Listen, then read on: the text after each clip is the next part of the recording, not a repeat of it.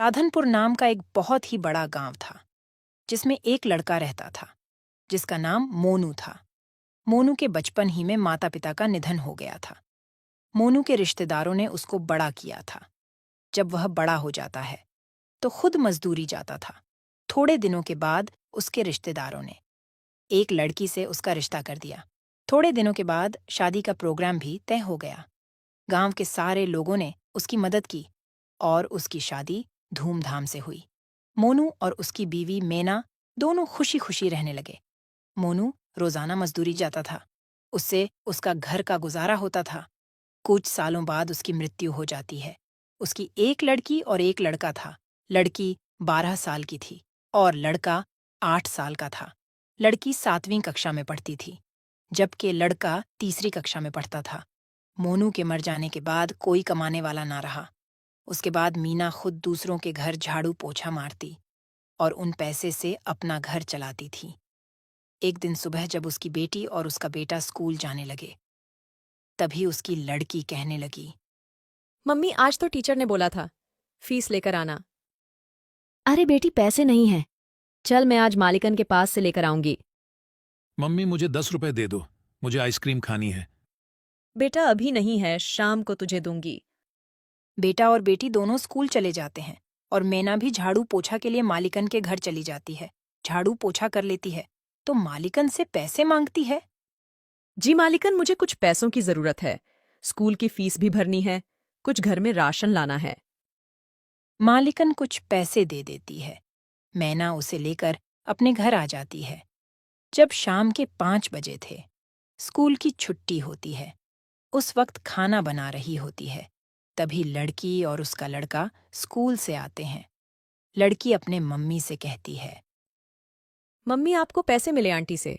मुझे कल स्कूल में फीस जमा करवानी है। हाँ बेटी, मैं पैसे लेकर आई हूँ। कल मैं जमा करवा दूंगी। मम्मी मुझे पैसे दो, आइसक्रीम खानी है। ले बेटा। तभी मैना पैसों का हिसाब लगाती है। मैंने फीस के पैसे अलग रख दिए हैं, कुछ बच्चों के लिए अलग रख दिए हैं।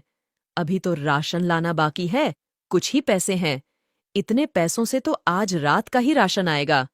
कल क्या होगा? मेरे बच्चे कल क्या खाएंगे? आज का खाना तो बच्चे खा लेंगे, लेकिन कल सुबह क्या कहेंगे?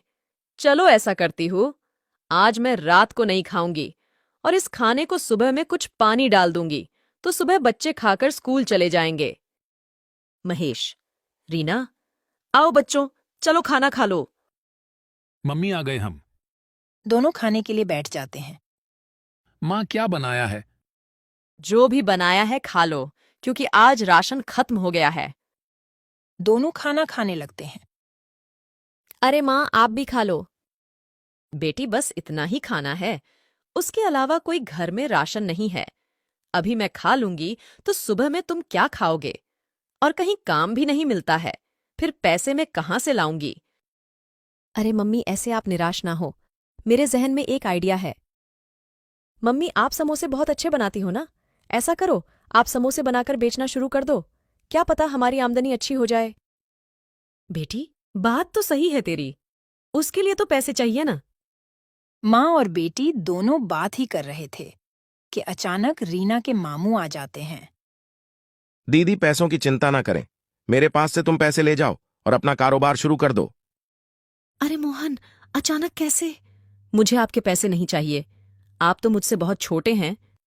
दीदी, आप इन सब बातों को मत सोचो। मेरे 2 पैसे लगाने से आपके 10 पैसे बन जाए तो मेरे पैसे बाद में लौटा देना। ठीक है, लेकिन मुझे समझ नहीं आता कि मैं समोसे कहाँ बेचूं। मम्मी, स्कूल के बाहर, जहां मजदूर के आने जाने का रास्ता भी है और स्कूल के बच्चे भी खाएंगे।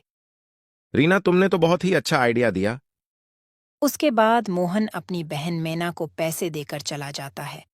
अगले ही दिन मैना स्कूल के सामने आम सड़क पर लगा देती है। वहां पर समोसे खाने के लिए मजदूर और बच्चों की भीड़ लग जाती है। आंटी, समोसे की खुशबू तो बहुत ही अच्छी आ रही है। मुझे भी समोसे की प्लेट दो ना। हाँ, ले बहन। अरे वह, तुम्हारे समोसे तो बहुत स्वादिष्ट है। ऐसा समोसा तो कभी नहीं खाया। एक प्लेट और दे दो। मैना उसको दूसरी प्लेट भी देती है। पहले ही दिन मैना के हाथ के समोसे खाकर लोगों की भीड़ लग जाती है। रात होते होते सारे समोसे बिक जाते हैं। ऐसे ही चलता रहा। आहिस्ता आहिस्ता मैना के समोसे मशहूर हो जाते हैं। दूर दूर से लोग समोसा खाने के लिए मैना के थैले के पास आते थे और मैना के घर की हालत भी अच्छी हो जाती है। रीना भी छुट्टी के बाद अपनी मम्मी के हाथ बटाती थी। एक रात मैना अपने घर पर पैसे गिन रही थी। तभी कहने लगी, मुझे हैरानी होती है। एक दिन मैं 1,000 रुपये लगाकर शुरू किया था। आज दिन के 15,000 दिन के कमाती हूँ। मैं अपने भाई को डबल पैसे वापस दूंगी और इन पैसों से अपने बच्चों का भविष्य बनाऊंगी। अगले दिन फिर समोसे लेकर बेचने निकल जाती है। शाम होते होते सारे समोसे बिक जाते हैं।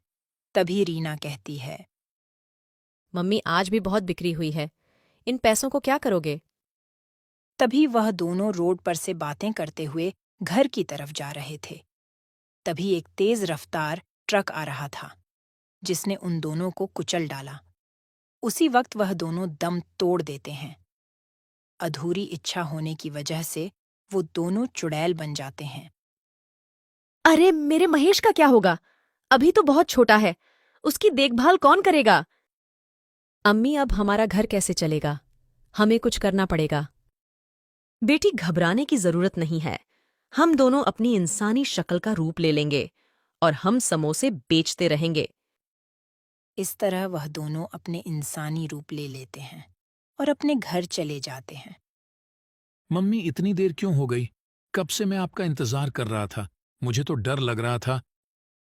तभी मम्मी महेश को अपने गले से लगा लेती है। अगले दिन सुबह दोनों माँ बेटी इंसानी रूप में समोसे की लारी लेकर निकल जाती है।